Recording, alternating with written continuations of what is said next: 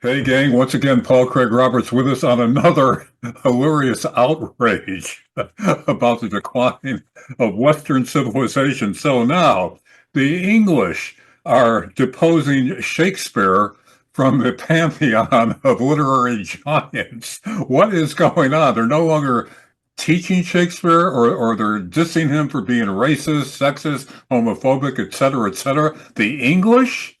With Shakespeare, it's unbelievable. When the colonists won against the British during the Revolution, the British played the world turned upside down. Well, now the British are turning their own world upside down the way I see it. Paul, explain what is going on with this disrespect suddenly for Shakespeare among the English. Well, they say, Larry, that they are decolonizing Shakespeare. And the reason they give is that Shakespeare benefits the ideology of white supremacy.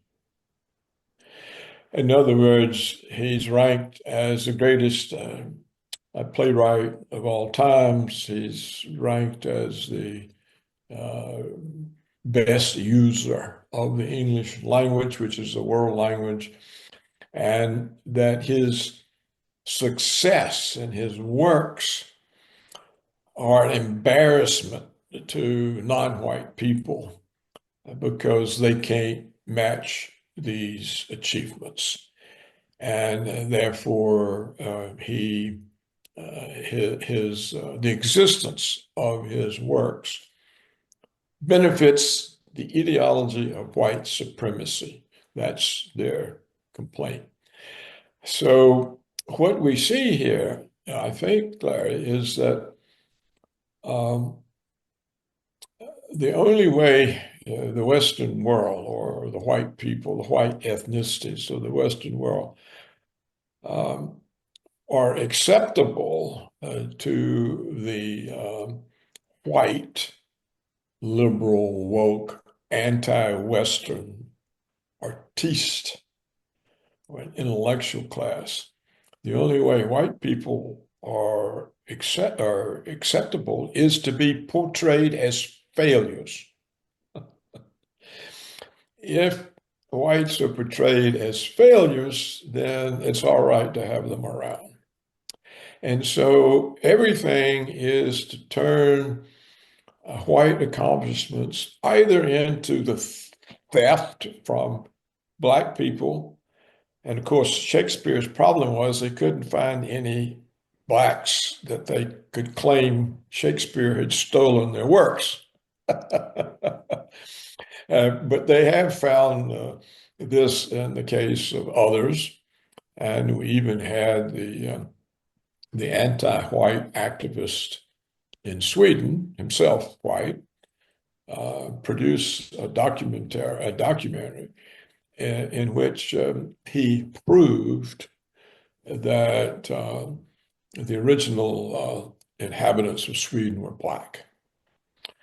Now, he didn't explain, Larry, how the blacks survived such low vitamin D doses from such a weak sun. Yeah, right. Right. But nevertheless, uh, Sweden it's not even a white country. Now, he didn't explain what happened to the blacks, but maybe they evolved into the white Swiss. But you can see these kinds of attacks. And I was just thinking of one really good example. Do you remember the pop artist Andy Warhol? Yes. I met him once. Huh. Um, you remember the painting, the tomato soup can? Campbell soup can. Yeah. Camel soup can. Well, actually, with 30, the painting is 32 cans. Uh-huh. 32 cans. Well, this became a sensation. And of course, it's all highly collectible. It's in all kinds of museums, or pieces of it are. Um, in 2006, Christie's, the famous auction house. So that was almost 20 years ago, 19 years ago, Christie's auctioned some part of this Campbell's soup can collection for $11.8 million. Is that all? But you see what it means. See, it shows that all of the accumulated Western art, Michelangelo, all of it is worthless. But a soup can painting is worth almost $12 million. That was in 2006. So it's a way of saying that the accomplishments in art and whatever else in the West are worthless, that a painting of a soup can is more valuable. Well, So let me get this straight. Now, in England, in Great Britain, they're either um, highly critical now of Shakespeare, or are you saying that in some of the universities they're not they are now refusing to actually teach Shakespeare? I don't know in England that's true, and a number of them in the United States. It's too dangerous to teach them. Um, So all the plays and poetry of Shakespeare, they are no longer discussing in class or reciting or teaching because that's right. it's blah blah blah. Well, they're anti-black, they're anti-Semitic, they're homophobic, they they they fail all the tests of the woke uh, class, they fail the DEI test. Um, and How about Othello? they don't make exceptions. If say a million words of Shakespeare and there's just one word they don't like, that's enough to cancel the whole thing. Well, I keep racking my brains, shaking my head, knocking against the wall. How it ever got to this point, where this ridiculous ideology has pervaded universities, all kinds of different influential systems, and it's become part of the accepted truth now. I mean, how did it ever get to this point? Well, Larry, that's a very long. I can answer that, but that's a long program in itself, and we can't get into it now. We have discussed aspects of it. Remember, we discussed the cultural Marxists, the march through the institutions. Right. We've talked about how Western culture has been under attack for a long time. Basically, I think it originated with the British um, because they were guilty about their colonies, or not they, but the professors, some of the professors in the at Oxford and Cambridge and other places, they were guilty about the colonies, and so the way they would, and this guilt would turn into denunciation of British foreign policy, British history. And it kept going because once something like that starts, you can apply it to the literature, to the art, to everything. and and it spread to here because our background is British. That's where we got all of our ideas from, and our mores, and our language. And so by the 60s, you had American students parading around the universities chanting, American Civ has to go, American Civ has to go. Now, American Civ meant American civilization. It was a segment in the curriculum where people would learn about the various basics of the civilization they lived in. And they said that learning this is indoctrination. You're indoctrinating us into being a white supremacist or whatever. And so it's been under this kind of attack for a long, long time. Paul, I understand that aspect of it, how a very active, aggressive intellectual class with an agenda can infuse themselves in universities, other systems like that. But how's it spread so successfully and generally among the general population? High school teachers, people you meet on the street, they're absorbing this. And, they're not part of an intellectual class. And yet, so many of them are accepting it. Although, I guess the counter to that is if the majority were accepting it, Trump wouldn't be elected for a second term. But still, a surprising number of the general population seems to be on board with this. This is what I can't figure out. Well, the high school teachers, they get their education degree in the universities, so they learn it there. How many people do you know really think?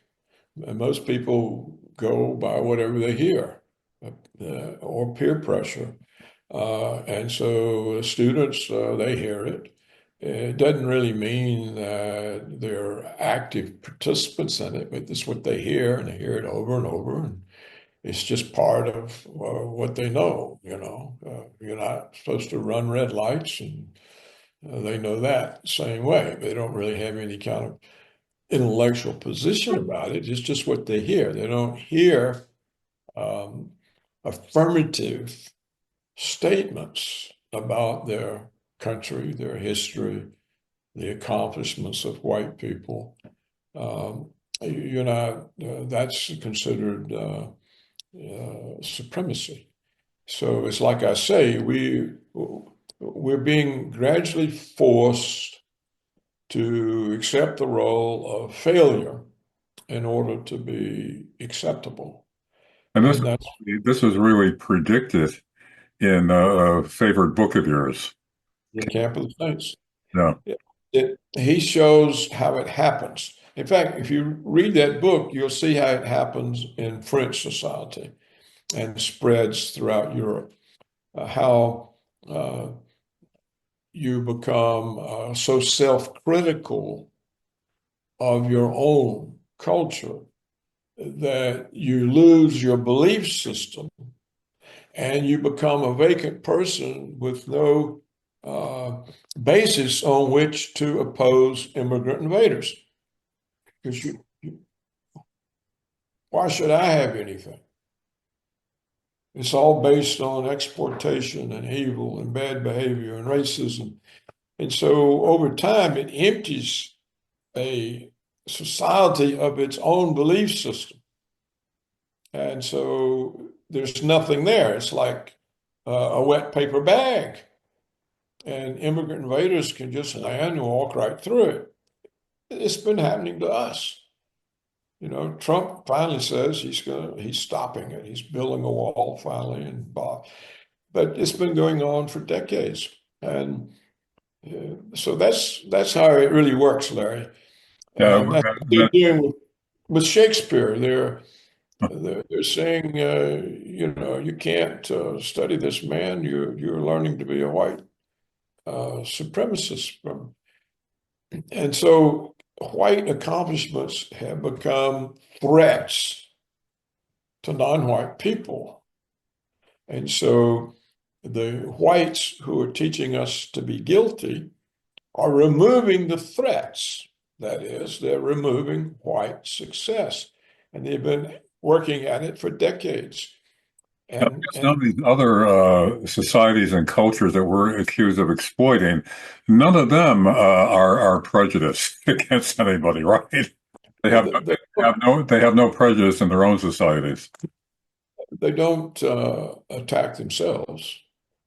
I don't think you find them talking about how evil they were because they were in centuries ago cannibals, or that they cut people's heads off or whatever. Other cultures, as far as I can tell, don't have this guilt that becomes self-criticism that becomes self-hate. I don't think you find the Chinese or the Iranians or the Arabs or the Russians. It's a Western European, American, Canadian, Australian thing. Now, in terms of slavery, how about the African chiefs who sold their own people into slavery? You don't hear about that. Yeah, the king of Dahomey. Yeah, it's really funny. We have in our universities all of these Black Studies programs, and a lot of it is about how whites enslaved blacks. Well, the actual fact is, I don't think there was ever one black enslaved by a white person. The whites purchased blacks already enslaved by other blacks. The king of Dahomey conducted slave wars. He was doing this in the 1600s. And when Dahomey got more slaves than it could use, it started selling them to Arabs. It started selling them to the Portuguese, the Spanish. They were brought into the Caribbean to deal with the rice paddies. And then eventually into the South United States to deal with cotton and tobacco because there was no workforce. No. And the immigrants that arrived didn't want to hire out to somebody when all they had to do is go a few further miles west and take the land from the Indians. No. So until the frontier closed around 1890, you could just move west and have your own land. Right. So why would you be a wage earner for somebody else's land? All of this is so misrepresented, but it's part of denouncing America. Look, you've heard of the New York Times 1619 project. All right, now here, this has got the New York Times behind it. This project says that the United States was based on slavery, that the whole purpose of the United States was slavery, and that this started in 1619 when some ship came by and they were out of provisions and they traded some slaves for some provisions. Well, in other words, we've never had any history. We were slaves. We were a slave people for 150 years before we ever were a country. So all of it is to destroy confidence, belief systems, and make the whites incapable of self-defense. And we've talked about this before. You can see it in England, in Sweden, Norway, Denmark, Germany. The white governments refuse to protect the white women from gang rapes by blacks. And they intimidate the women. Don't even report it. It means you're a racist. Right. And, recently, a month or two ago, the big scandal came up again in England that neither the Tories nor Labour governments had done anything about it, and had been 250,000 young white girls kept in gang rape hostage conditions. The parents couldn't do anything about it. The police would threaten the parents. I used to report on all the reports in the Swedish newspapers. The women would say, we're afraid to even report we've been raped because the governments turn on us. No. No. Paul, let's close on a lighter note, if you will. It's both hilarious and also outrageous, where a French official wants us to give back to the French the Statue of Liberty because we no longer represent the values of liberty that the statue represents. Well, close the border. You see, the reason the French want it back is that they have to have it to welcome all the immigrant invaders that are overrunning France. Right. Let him have it. Good luck. Yeah, good luck. So yeah, so that's what he's got to have it back. So all the people destroying France and its culture.